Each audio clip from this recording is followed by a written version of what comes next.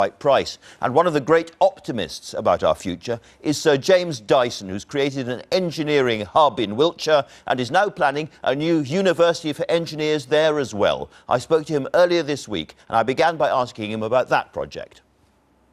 We're hundreds of thousands of engineers short at the moment, and I think we'll be 2 million engineers short by 2022. To solve that problem, we're establishing our own university, but I've been going to every Secretary of State for Higher Education saying there aren't enough engineers, there aren't enough engineers. So if I went to Joe Johnson and said there aren't enough engineers, and he said, well, do your own university. It took me about 30 seconds to say, yes, I will, because I saw immediately that's what we should do. And this is a university to produce more engineers for Britain and presumably for Dyson as well. But to what extent do you also depend upon engineers coming in from outside the UK in large numbers to help you? I understand we've got 50 nationalities here, so we're bringing engineers in from France, all over the place. But what I'm much more interested in doing is keeping engineers here who've studied at British universities. So 60% of engineers reading engineering at university are from outside the EU, and 90% of researchers, postgraduate researchers at British universities in science and engineering are from outside the EU. We don't make them welcome, we tell them to leave when they've finished. And this is madness. Have you spoken to the government about this, saying, for goodness sake, we need these people, they'll make us richer overall? I've been speaking to the government for years about it. And Damien Green, for example, at the Home Office told me that if we allowed engineers to stay, a whole lot of universities would pop up having spurious engineering courses, which is nonsense, it's complete nonsense. So there's a complete impasse here. They won't allow engineering and science students to stay, or make them feel welcome, and that's precisely what we should do. During the referendum, you were a great advocate for Brexit. A lot of people watching this programme are now very scared about Britain's prospects after Brexit. Why should they not be scared? Well, there's fantastic opportunity outside Europe. There's opportunity within Europe, but Europe is the slowest growing area in the world. All the other areas are much faster growing, and I think 90% of future growth will come outside the EU. And that's true with Dyson. 86% of our growth last year was outside the EU. But we've already fallen off the cliff as a company, because we pay the WTO tariff into Europe. So we fell off the cliff some time ago, as the Bank of England keeps saying.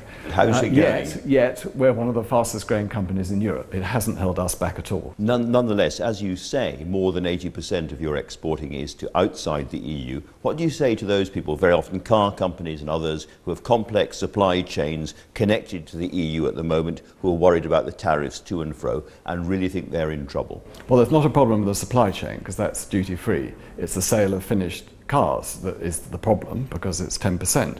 So the government's got plenty of room to give tax deductions, compensation to British exporters of cars to Europe. On the 100 billion of imbalance of trade, they'll have 10% duty, which is 10 billion. So they could afford to give 10 billion to the car companies.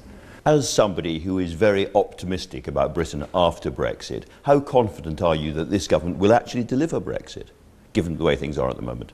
Well, I don't think it's the government's fault. I think the problem are the people we're negotiating with.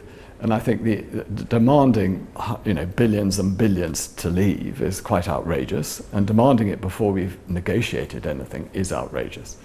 So I would walk away. I think that's the only way to deal with them. I've been dealing with the EU and the EU countries for the last 25 years on IEC standards and energy labels and all that kind of thing. There's no way to deal with them. You have to walk away. And if you walk away, they'll come to us, because they want to export all their products to us. So they'll come back to us. We're in a very, very strong position, incredibly strong position. We shouldn't give them any money, we should just walk away, and they'll come to us. So what you would like to see is, sometime in the relatively near future, Theresa May's government look at these negotiations and say they're not working, they're not going in the right direction, and literally walk away. Well, we've tried very hard, we've been very reasonable, they've been incredibly unreasonable. And I think that it's now the time has come to walk away. Post-Brexit, how are we going to make enough money around the world? How are we going to have to change as a country to make that work? Because we are going to have to change, aren't we? We're going to have to change, and we should have changed a long time ago. We've ignored manufacturing, and we've ignored engineering, we've ignored technology. And we've got to refocus ourselves, as indeed Singapore did 50 years ago when it split from Malaysia. And they've become, I think it's the second largest technology exporting country in the world. And we can do that. I wonder whether there is any chance, in your view, of a genuine manufacturing renaissance happening in post-Brexit Britain. My theory about why manufacturing left is that we had decades of high interest rates, and ridiculously high interest rates. They were 24% at one point when I was manufacturing wheelbarrows. And then there were the very difficult employment laws. This is controversial, but since I don't know what orders I'm going to get next month or next year, and manufacturing industry is very volatile, not being able to flex your workforce is another big reason why you wouldn't start a manufacturing business or expand a manufacturing business. Easier to hire and fire, in effect, is what you're saying. Easier to hire and fire. So when it comes to things like corporation tax, for instance, people say, well, if there's a problem with industry, there's chance that you should just either freeze or cut corporation tax, and that will solve things. From what you're saying, that's a rather simplistic and narrow view of what needs to be done. Well, I think corporation tax should be eliminated.